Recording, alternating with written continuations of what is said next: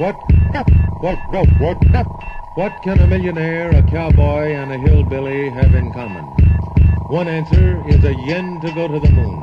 When Apollo 14 headed for the moon in late January, it carried Alan Shepard, the wealthiest of the astronauts, Ed Mitchell, a one-time cowboy in Arizona, and Stuart Rusa, whose choice in music makes him a self-described hillbilly.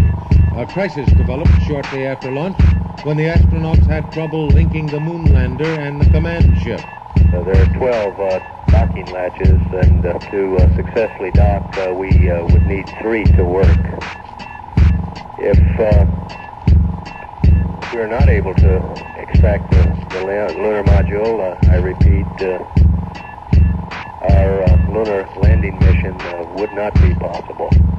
It is certainly a serious problem in terms of the mission itself. The problem eventually was resolved. Hard dock. At the hard dock. Roger, Al. That's great. Super job, Stu. Several other problems, all minor, were overcome, and the moon landing went off without a hitch. Shepard and Mitchell spent 33 hours on the lunar surface, gathering up 96 pounds of rocks. There also was time for a little hijinks. Shepard became the first person to play golf on the moon. Propelled by a 6-iron, the ball in lunar gravity seemed never to stop rolling. The Apollo 15 astronauts in July also accomplished a first. While Al Worden circled the moon in the command ship, Dave Scott and Jim Irwin climbed aboard what became known as the Land Rover and became the first lunar motorists. Man, I can see I'm going to have to keep my eye on the road. Boy, it's really rolling hills, Joe. Just like 14. Up and down we go. Okay, Joe, the rover handles quite well. We're moving, I guess, an average of about 8 kilometers an hour. It negotiates small craters quite well, although there's a lot of roll. It feels like we need the seatbelts, doesn't it, Jim? Yeah, really do. Just like in the owner's manual, Dave. Yeah, man. With their increased mobility, Scott and Irwin were able to explore a considerable distance from the moon lander. We picked up some more green material here, Dave. Sure isn't that light gray albedo stuff? Oh, it looks green. I think it might. The contrast? I see white, I see a light green, and I see a brown. I gotta admit, it really looks green to me too, Jim, but I can't believe it's green. Oh, it's a good story. Something about green cheese. Who'd ever believe it? I hope it's green when we get it home. Yeah. Oh my. It is green. It is green. I told you it was green. You're right. Ooh. Fantastic. Hold this. Wait a minute. I can't put this in a bag yet. I gotta look at this. This is gonna be something. I can't. Man, that looks almost. Oh, it's great. Visor makes it green, Jim. It's gray. What's a different shade of gray? It sounds green to me.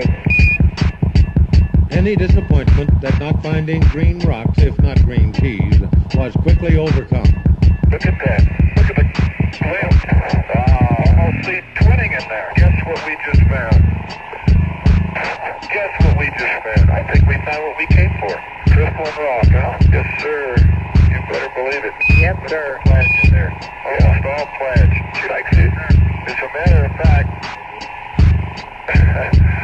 oh boy, I think we might have ourselves something close to the northern because it's crystalline in there. It's just a bunch of just almost all pledge.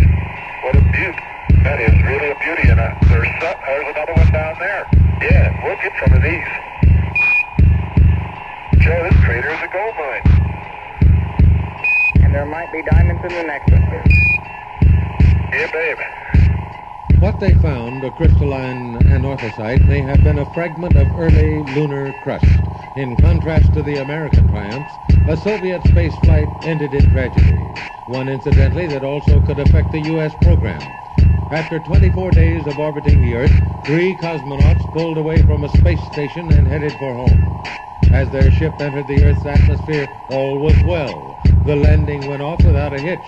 But when a recovery team opened the hatch, they found all 3 cosmonauts dead. What happened? Speculation immediately centered on the change from weightlessness to Earth gravity after such a lengthy time in space. A Soviet space expert, Dr. Gregory Tikarty, recalled the aftermaths of a previous spaceflight of 18 days. When they returned, they couldn't walk in normal way. The organism got used to weightlessness to such an extent, to such a degree, they couldn't walk, they had to stand. Now, I had a very long discussion with them, and I think I have come to this conclusion quite some time ago that this sudden change from weightlessness into a heavy overload is a problem which will cause in future many more tragedies, and I'm deeply convinced that even if in this case, the sudden change from weightlessness into heavy weights was not the reason, this will be a reason for possible future disasters.